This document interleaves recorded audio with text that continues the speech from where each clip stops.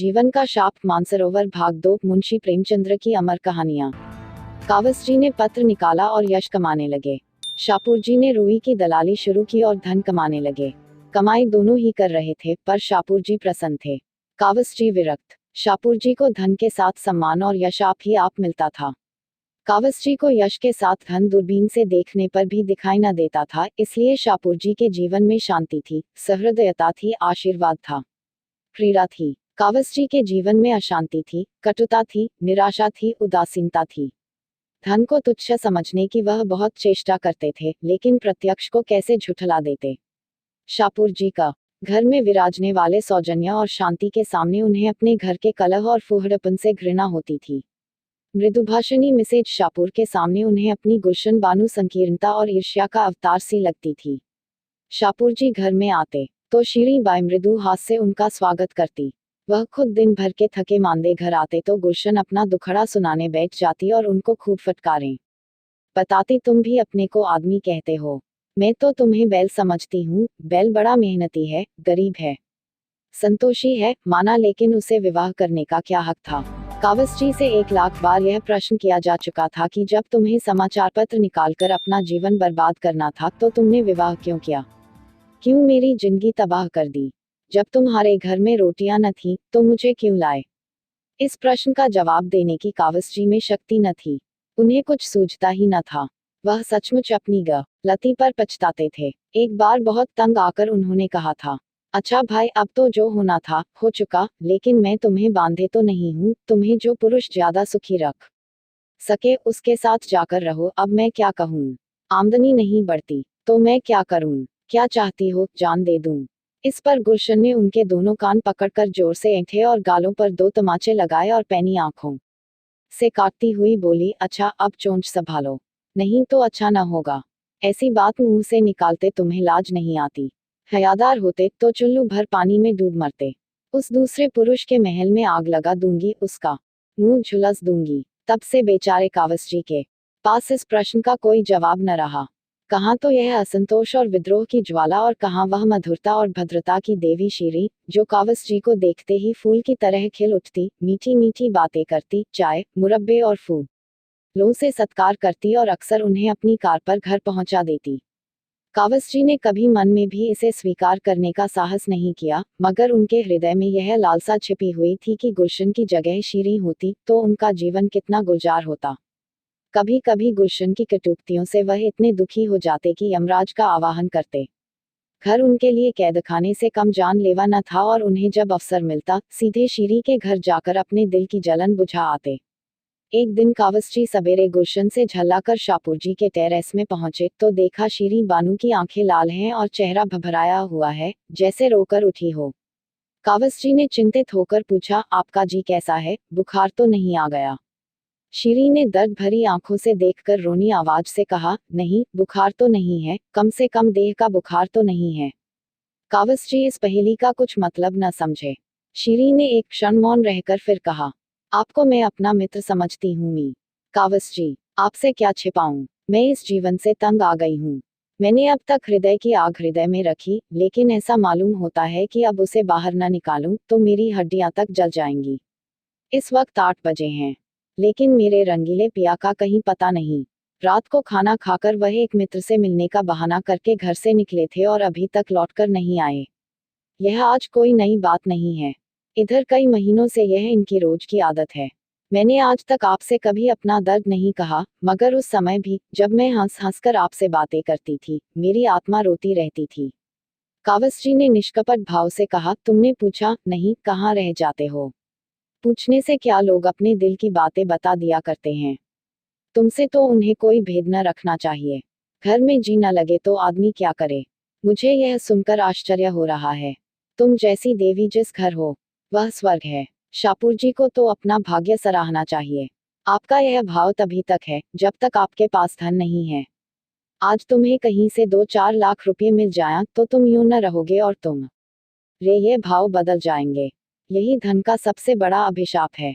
ऊपरी सुख शांति के नीचे कितनी आग है, यह तो उसी वक्त खुलता है जब ज्वालामुखी फट पड़ता है।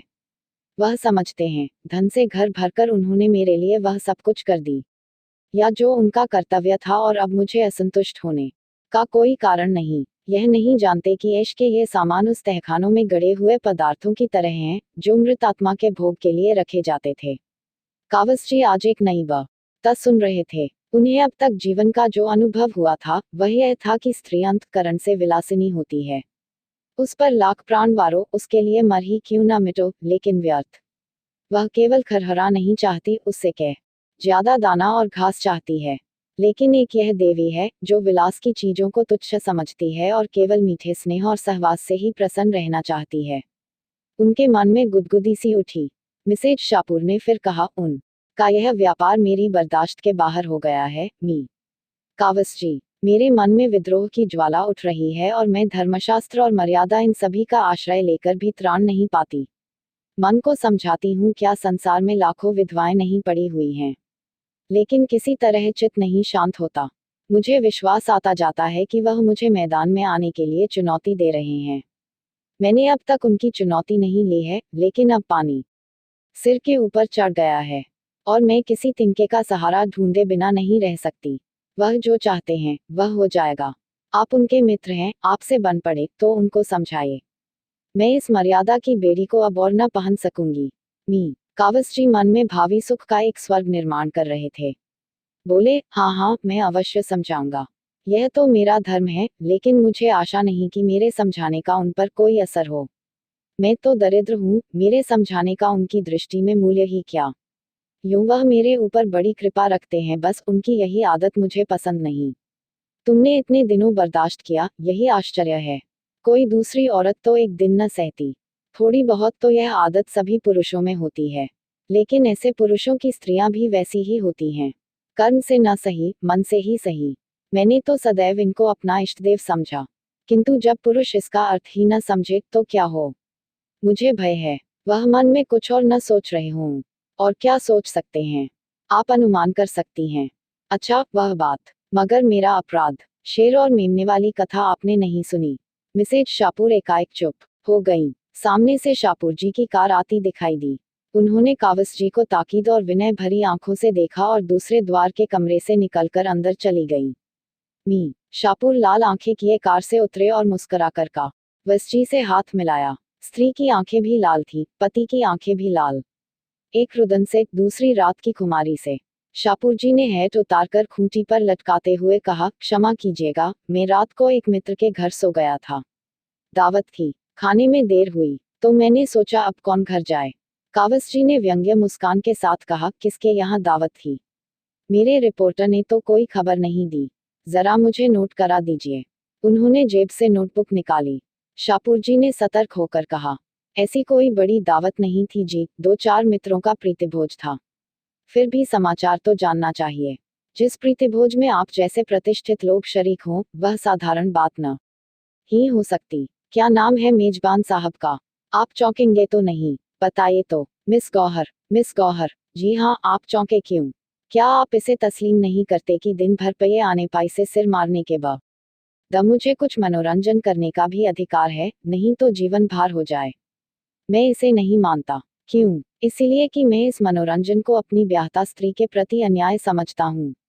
शापूर जी नकली हंसी हंसे। यही दकियानूसी बात। आपको मालूम होना चाहिए, आज का समय ऐसा कोई बंधन स्वीकार नहीं करता। और मेरा ख्याल है कि कम से कम इस विषय में आज का समाज एक पीढ़ी पहले के समाज से कहीं परिष्कृत है। अब देवियों का यह अधिकार स्वीकार किया जाने लगा है। यानी देवियां पुरुषों पर हुकूमत कर सकती हैं, उसी तरह जैसे पुरुष देवियों पर हुकूमत कर सकते हैं। मैं इसे नहीं मानता। पुरुष स्त्री का मोहताज नहीं है, स्त्री पुरुष की मोहताज है। आपका आशय यही तो है कि स्त्री अपने भरण पोषण के लिए पुरुष पर अवलंबित है। अगर आप इन शब्दों में कहना चाहते हैं तो मुझे कोई आपत्ति नहीं, मगर अधिकार की बागडोर जैसे राजनीति में, वैसे ही समाजनीति में धनबल के हाथ रही है और रहेगी। अगर दैवयोग से धनोपार्जन का काम स्त्री कर रही हो और पुरुष कोई काम न मिलने के कारण घर बैठा हो, तो स्त्री को अधिकार है कि अपना मनोरंजन जिस तरह चाहे करे। मैं स्त्री को अधिकार नहीं दे सकता। यह आपका अन्याय है। बिल्कुल नहीं। स्त्री पर प्रकृति ने ऐसे बंधन लगा दिए हैं कि वह जितना भी चाहे पुरुष की भांति स्वच्छंद नहीं रह सकती और न पशुबल में पुरुष का मुकाबला ही कर सकती है। हाँ, गृहिणी का पद त्याग कर या अप्राकृतिक जीवन का आश्रय लेकर वह सब कुछ कर सकती है। आप लोग उसे मजबूर कर रहे हैं कि अप्राकृतिक जीवन का आश्रय ले। मैं ऐसे समय की कल्पना ही नहीं कर सकता जब पुरुषों का आधिपत्य स्वीकार करने वाला औरतों का काल पड़ जाए। कानून और सभ्यता मैं नहीं जानता। पुरुषों ने स्त्रियों पर हमेशा राज किया है और करेंगे। सहसा कावसजी ने पहलू बदला। इतनी थोड़ी सी देर में ही वह अच्छे खासे कूटनीति चतुर हो गए थे। शाहपुर जी को प्रशंसा सूचक आंखों से देखकर बोले, तो हम और आप दोनों एक विचार के हैं।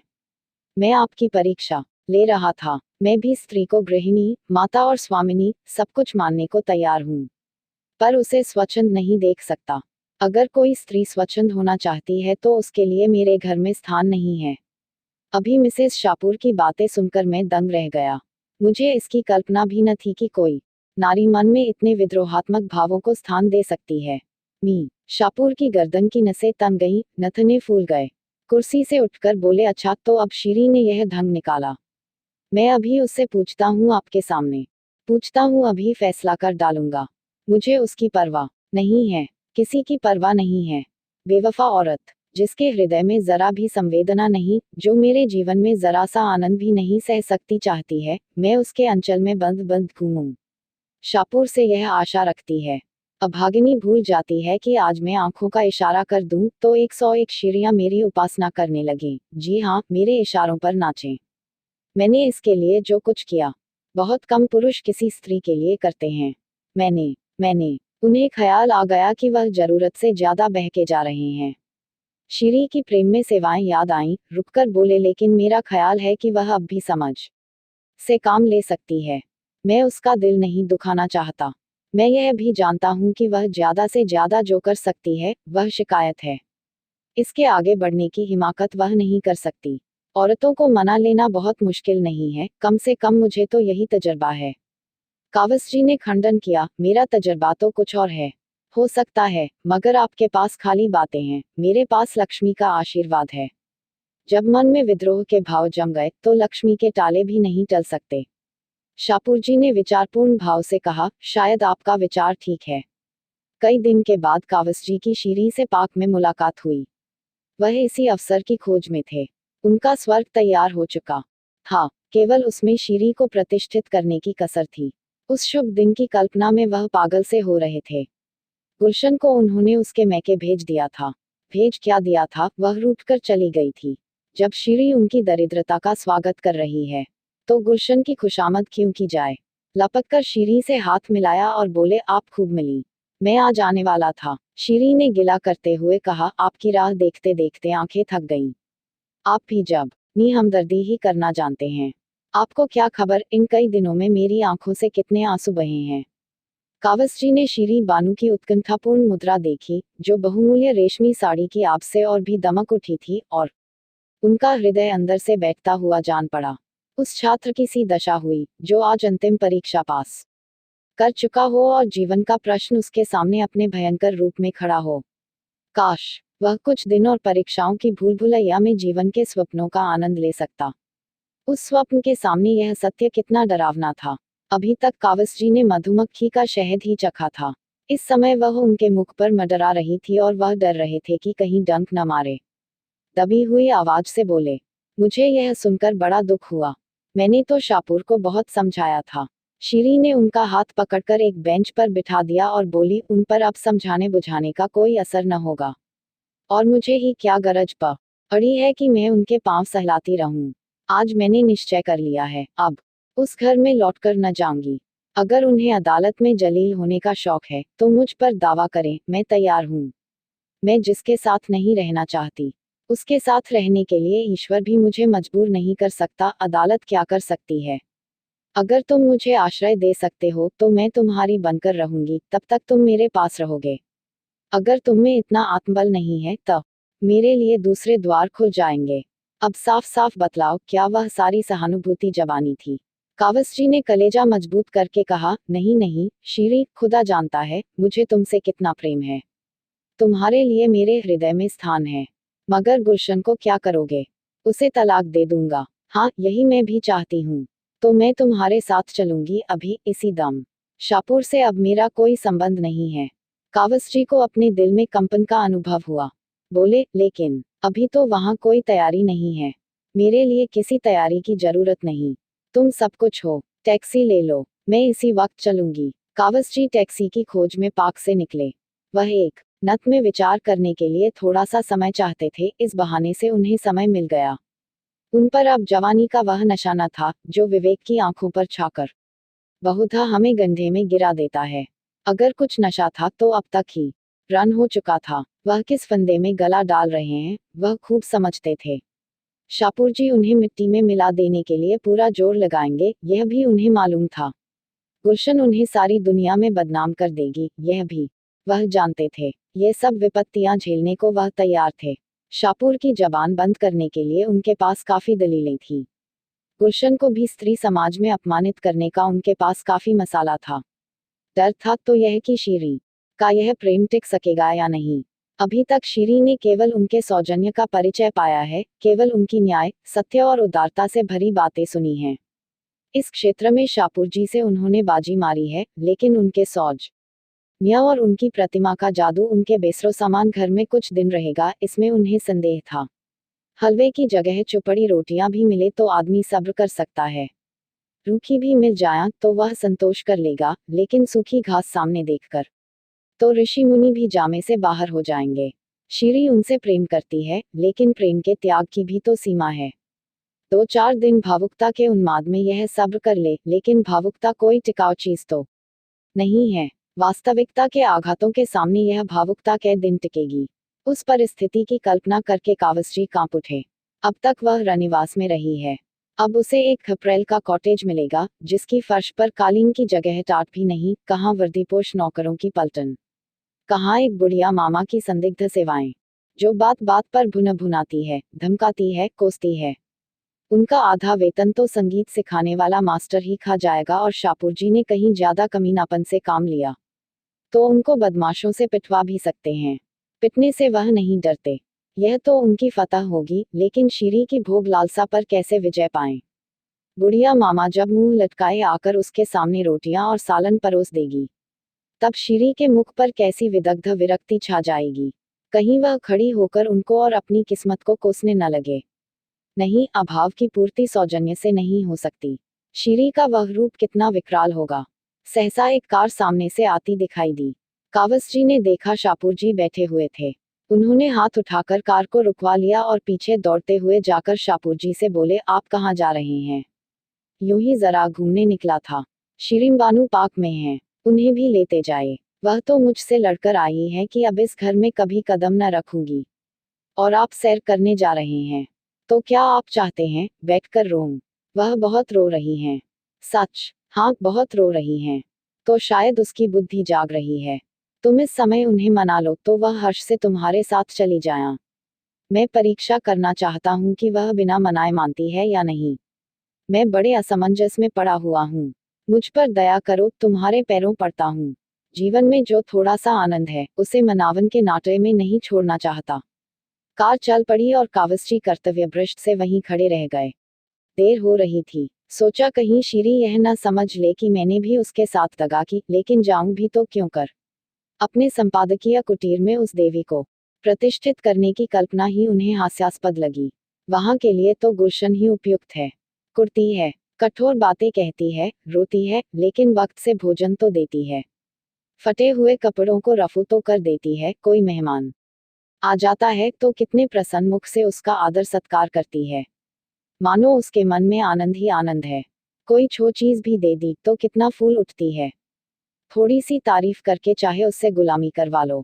अब उन्हें अपनी जरा जरा सी बात पर झुंझला पड़ना, उसकी सीधी सी बातों का टेढ़ा जवाब देना विकल करने लगा। उस दिन उसने यही तो कहा था कि उसकी छोटी बहन की सालगिरह पर कोई उपहार भेजना चाहिए। इसमें बरस पड़ने की कौन सी बात थी। माना वह अपना संपादकीय नोट लिख रहे थे, लेकिन उनके लिए संपादकीय नोट जितना महत्व रखता है, क्या गुलशन के लिए उपहार भेजना उतना ही या उससे ज्यादा महत्व नहीं रखता? बेशक उनके पास उस समय रुपये न थे, तो क्या वह मीठे शब्दों में यह नहीं कह सकते थे कि डार्लिंग, मुझे खेद है, अभी हाथ खाली है, 2-4 रोज में मैं कोई प्रबंध कर दूंगा। यह जवाब सुनकर वह चुप हो जाती, और अगर कुछ भुना भुना ही लेती तो उनका क्या बिगड़ जाता था। अपनी टिप्पणियों में वह कितनी शिष्टता का व्यवहार करते हैं। कलम जरा भी गर्म पड़ जाए तो गर्दन नापी जाए। गुलशन पर वह क्यों बिगड़ जाते हैं? इसीलिए कि वह उनके अधीन है और उन्हें रूठ जाने के सिवा कोई दंड नहीं दे सकती। कितनी नीच कायरता है कि हम सबलों के सामने दुम हिलाएं और जो हमारे लिए अपने जीवन का बलिदान कर रही है उसे काटने दौड़ें। सहसा एक तांगा आता हुआ दिखाई दिया और सामने आते ही उस पर से एक स्त्री उतरकर उनकी ओर चली। अरे, यह तो गुलशन है। उन्होंने आतुरता से आगे बढ़कर उसे गले लगा लिया और बोले, तुम इस वक्त यहाँ कैसे आई? मैं अभी अभी तुम्हारा ही ख्याल कर रहा था। गुलशन ने गदगद कंठ से कहा, तुम्हारे ही पास जा रही थी। शाम को बरामदे में बैठी तुम्हारा लेख पढ़ रही थी। न जाने कब झपकी आ गई और मैंने एक बुरा सपना देखा। मारे डर के मेरी नींद खुल गई और तुमसे मिलने चल पड़ी। इस वक्त यहाँ कैसे खड़े हो? कोई दुर्घटना तो नहीं हो गई? रास्ते भर मेरा कलेजा धड़क रहा था। कावस्जी ने आश्वासन देते हुए कहा, मैं तो बहुत अच्छी तरह हूँ। तुमने क्या स्वप्न देखा? मैंने देखा जैसे तुमने एक रमणी को कुछ कहा है और वह तुम्हें बांधकर घसीटे लिए जा रही है।